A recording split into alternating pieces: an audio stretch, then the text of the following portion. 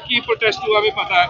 वो लोग कह रहे हैं कि आपको किसने कहा कि वहाँ पे धर्म परिवर्तन हो रहा था, कोई प्रूफ है आप लोगों के पास? हमें तो इस बात का पूरा प्रमाण था, यकीन था कि वो लोग धर्म परिवर्तन के इरादे से वहां आए थे। लेकिन कल जो कठुआ की क्रिश्चियन कम्युनिटी के जो भाई हैं, उन्होंने कल जो प्रदर्शन किया, उनके इस प्रदर्शन ने इस बात को विंडिकेट कर दिया, ये सस्पिशन क्लियर कर दी कि वो लोग वहां पे थे। जो मीडिया के बंधु कुछ जो खबर चला रहे थे कि वो टूरिस्ट हैं, वो भूले हुए वहां पहुंच गए हैं, उस बात का धुआं वहां क्लियर हो गया जब कल कृष्ण प्रदर्शन करके कह दिया कि वो लोग वहां पे प्रार्थना करने गए थे। हमने तो पहले भी कहा था कि वो लोग वहां पे एक उद्देश्य के साथ आए थे, जो केरल से उठ के जखोल पहुंच सकते हैं। मैं दावे से कहता हूं कि आधे कठुआ के निवासियों को नहीं पता वो जखोल कहां पे है, तो वो दूर दराज से क्षेत्र से आए लोग जखोल कैसे पहुंच गए। आपको एक बात और कहूं, वहां पे कुछ और धर्म के लोग भी आए थे जो हिंदू धर्म से शायद नहीं हट हो गए थे। वो वहां पे निष्पक्षता, सत्य, इक्वालिटी की दलीलें दे रहे थे। मैं आपके माध्यम से उनसे एक प्रश्न पूछना चाहता हूं, जब पालगढ़ में 2 साधुओं की भीड़ द्वारा निर्मम तरीके से हत्या कर दी गई थी, तब उन लोगों ने सड़कों पे आके कितने प्रदर्शन किए? चलिए छोड़िए, जब कठुआ में आए दिन जो है गो तस्करी की जो विफल अभियान है वो विफल किए जाते हैं, तब वो लोग एसएसपी कठुआ के सामने कितने गो तस्कर लेके उनके सामने सौंप के आए। जब कठुआ में एक युवती के साथ दुष्कर्म हुआ था, उन लोगों ने जो है शीदी चौक में डफली बजा बजा के छाती पीट पीट के जो है प्रदर्शन किए थे। जब दुर्गापुर में वेस्ट बंगाल में एक एमबीबीएस की छात्रा के साथ, मैं कहना नहीं चाहता लेकिन वो स्वर्ण जाति से थी, जब उसके साथ 3 जवानों ने दुष्कर्म किया था, तब आप लोगों ने शीदी चौक में, मुखरी चौक में कितनी डफलियां बजाई थी, उसकी याद में कितनी मोमबत्तियां जलाई थी। चलिए छोड़िए, जब हाल ही के दिनों में भारत के सीजीआई द्वारा माननीय BR गवई जी द्वारा पूरे करोड़ों हिंदुओं की भावना को यह बोल के हाथ कर दिया जाता है कि आप अपने भगवान को कहिए, अपनी मूर्ति, अपना सर खुद ठीक कर लीजिए, तुम तो बड़े बड़े डिवोटी हो, जाओ भगवान के जाके ध्यान करो, मैं तुम्हारी PIL खारिज करता हूं। तब आप लोगों ने सड़कों पे ऊपर उतर कर कितने हिंदुओं के साथ संवेदनाएं बांटी, तब आप लोगों ने कितने BR गवई जी के खिलाफ कटाक्ष कैसे उनकी निंदा की। आपका जो आउटरीच है, आपका जो सिलेक्टिव आउटरीच है, वो बायस है। आप लोग जब यहां भी बात आती है हिंदू विरोधी ताकतों की, आप उनके साथ खड़े होते हैं। आप लोग अपने विचारों को, आपके मन में जो हिंदू विरोधी विष है, उसको हिंदू जातियों के बीच में घोलने का काम करते हैं। वो जो कल लोग प्रदर्शन कर रहे थे, उन्होंने खुद कहा कि वो लोग वहां प्रेयर करने आए थे। मैं फैक्ट्स के बेसिस पे बात करूंगा। कठुआ जिले में क्रिश्चियन कम्युनिटी के भाइयों की आबादी कितनी है पता है आप लोगों को? 0.030%, 1% भी कम। कठुआ शहर में क्रिश्चियन कम्युनिटी के लोगों की आबादी कितनी है मैं बताऊं? 1.09%, 1.1%। मतलब हर 70,000 में से सिर्फ 700 लोग यहाँ पे क्रिश्चियन है। और आप मानेंगे जखोल में कितने क्रिश्चियन घर हैं? 0, 0, 0। तो आप लोग वहां हिंदुओं के घर में प्रेयर करने गए थे?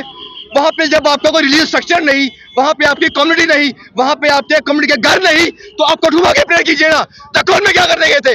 ये साफ दर्शाता है कि आप अपना ये धर्मांतर का जो प्रोपेगेंडा है उसको पुश करने वहां गए थे। और आप कहते हैं कि सबको जो है प्रचार करने की इजाजत है।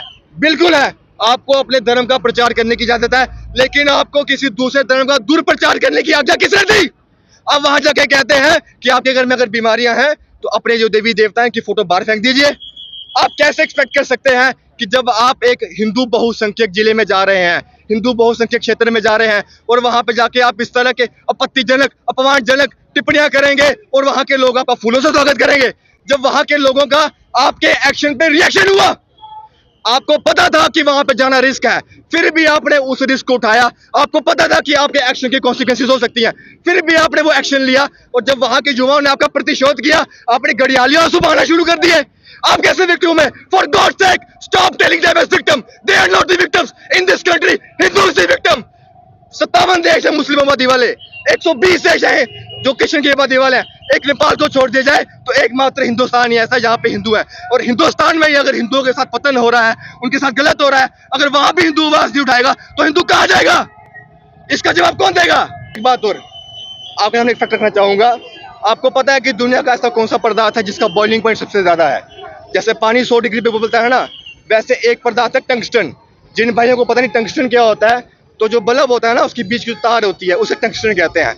वो उबलता है 5000 डिग्री सेंटीग्रेड पे, मतलब सूर्य की जो सतह है उसके बराबर का टेम्परेचर। लेकिन अब वो दूसरे नंबर पे आ गया है। पहले नंबर पे पता क्या है? उसका कोई बॉइलिंग पॉइंट ही नहीं है, वो कभी उबलता नहीं है। वो है ये वीडियो देख रहे मुख्य दर्शक हिंदुओं का खून। उनके सामने जो है हिंदू हितों का हनन होता है, लेकिन हमारे हिंदू भाई अपने जो हिंदू समर्थक होते हैं उनका कटाक्ष करते हैं कमेंट्स में आके। वीर सावरकर जी ने कहा था, I am not afraid of Muslims, I am not afraid of Britishers, I am afraid of those Hindus, those who are against Hindus. इन्हीं लोगों की वजह से जो है आज हिंदू धर्म का पतन हो रहा है। जगह जगह हमें उपहास के सहन करना पड़ता है, हमारा मजाक उड़ता है, और ऐसी बाहरी ताकतें यहाँ पे आके हम लोगों के घरों में आके घर कर जाती हैं। हमें प्रेरणा लेनी चाहिए अपने छत्रपति संभाजी महाराज जी से। सर कटवा दिया लेकिन औरंगजेब जी के सामने उसने घुटना नहीं टेका। हमें प्रेरणा लेनी चाहिए गुरु तेग बहादुर जी से। कश्मीरी पंडितों के हकों के लिए वो लड़ते लड़ते शहीद हो गए, सर कटवा दिया लेकिन उन्होंने अपना घुटना नहीं बेंड किया। हमें प्रेरणा लेनी चाहिए साहिबजादा जोरावर सिंह और साहिबजादा फतेह सिंह जी से। मात्र 9 साल और 6 साल के वो युवक, जब उनको वजीर खान ने कहा मैं तुम्हें दुनिया की सारी संपत्ति दूंगा, मैं दुनिया के सारे ऐशो आराम दूंगा, लात मार दी उसके ऑफर को, दीवार में जिंदा चिनवा दिए गए।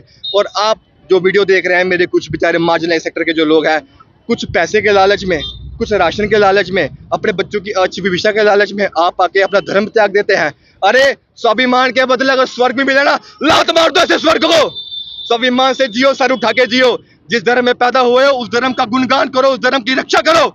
और मैं आपके माध्यम से मांग करूंगा एसएसपी आईपीएस मोहिता शर्मा जी से, आपने 8 पुलिसकर्मी सस्पेंड कर दिए, आपने अक्यूज के ऊपर एफआईआर लगा दी, लेकिन जो लोग यहाँ पे मेन कल्प्रिट थे, जिनकी वजह से ये सारा माहौल बिगड़ा, क्या आपने उनका बैकग्राउंड रन चेक किया कि वो कहां से आए थे?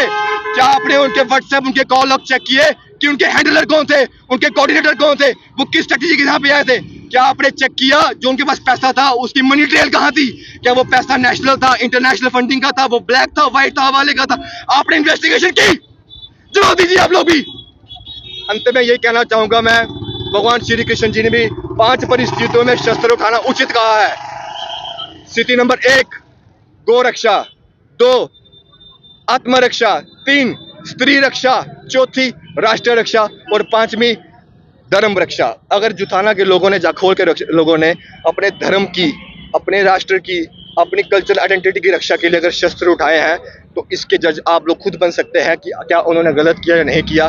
जब सांबा में गुरु ग्रंथ साहिब जी के साथ जब बेअदबी की जाती है, तब वहाँ के लोग उस अक्यूज का जो है घर तोड़ के आ जाते हैं, तब लॉ एंड ऑर्डर हाथ में नहीं आता, तब सिचुएशन नहीं बिगड़ती। लेकिन जब हिंदू बोल उठता है, तब सब हिंदुओं को लॉ एंड ऑर्डर का अलाप सुनाने आ जाते हैं, तब सब हिंदुओं को चुप कराने आ जाते हैं। अरे मेरे भाइयों, उठो इस नींद से, जागो।